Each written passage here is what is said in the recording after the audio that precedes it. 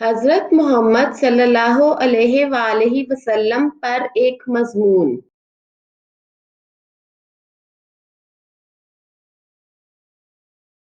اسلام کے ظہور سے پہلے اہل عرب کی حالت بہت خستہ تھی۔ لوگ جاہل اور وحشی تھے۔ کہیں آگ کی پوجا ہوتی تھی تو کہیں ستاروں کی، کسی کو تعویذ گنڈے پر اعتقاد تھا تو کسی کو رمل اور فال پر۔ ہر قبیلہ اپنے اپنے بت کو خدا مانتا تھا۔ ہر گھرانہ اپنے خدا کو چار دیواری میں قید رکھتا تھا۔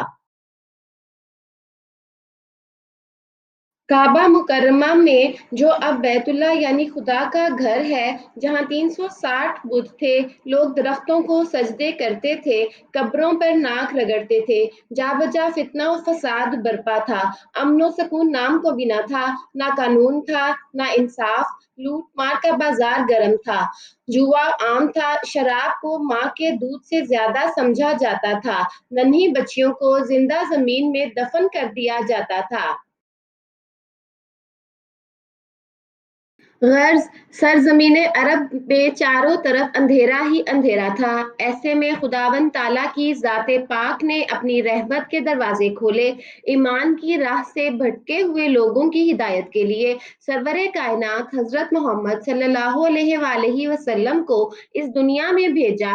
آپ مکہ معظمہ کے نہایت ممتاز خاندان قریش حضرت عبداللہ بن عبد المطلب کے گھر پیدا ہوئے۔ آپ کی ولادت سے 2 ماہ پہلے ہی آپ کے والد کا انتقال ہو چکا تھا۔ 6 برس کی عمر میں آپ کی والدہ ماجدہ بی بی آمنہ بھی وفات پا گئیں۔ چنانچہ آپ کی پرورش آپ کے دادا عبد المطلب کے ذمہ آئی، لیکن 2 سال بعد دادا کا سایہ بھی سر سے اٹھ گیا اور اس پر حضور صلی اللہ علیہ وآلہ وسلم کے چچا ابو طالب آپ کے سرپرست بنے۔ بچپن کے مصائب آن حضرت صلی اللہ علیہ وآلہ وسلم کے حوصلوں کو ڈھا نہ سکے۔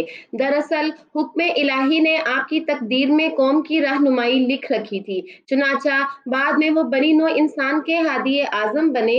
جوان ہوئے تو آپ نے ایک امیر بیوہ حضرت خدیجہ کی ملازمت اختیار کی۔ آپ صلی اللہ علیہ وآلہ وسلم نے اپنے فرائض اس خوش اسلوبی کے ساتھ انجام دیے کہ حضرت خدیجہ نے آپ کو شادی کا پیغام بھیجا۔ آپ نے اس پیغام کو قبول کیا اور 25 سال کی عمر میں ان سے شادی کر لی۔ اس وقت بی بی خدیجہ کی عمر 40 سال تھی۔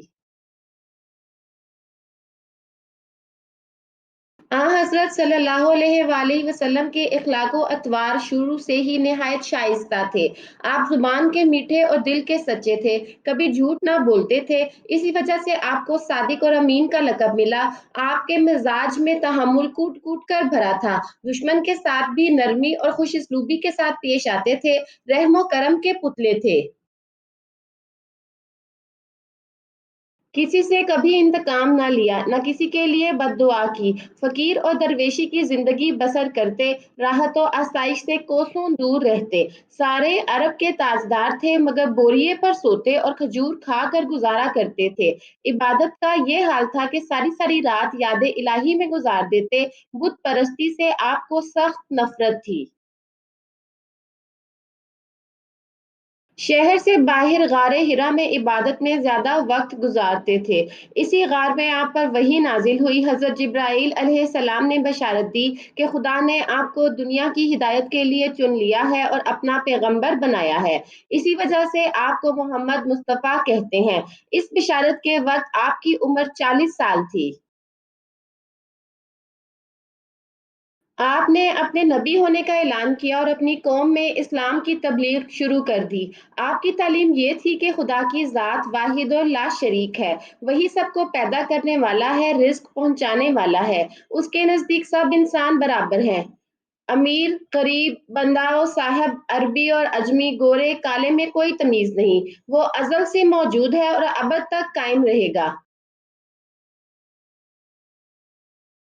ہر انسان کو اس کی عبادت کرنی چاہیے، محبت و مساوات انسانیت کی دلیل ہے۔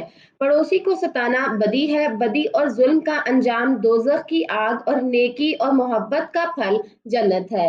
ذات پات اور اونچ نیچ کے جھگڑے شیطان نے پیدا کیے ہیں، خدا کی ذات کے ساتھ کسی اور کو वजूद और साझी या शरीक बनाना कुफ्र है।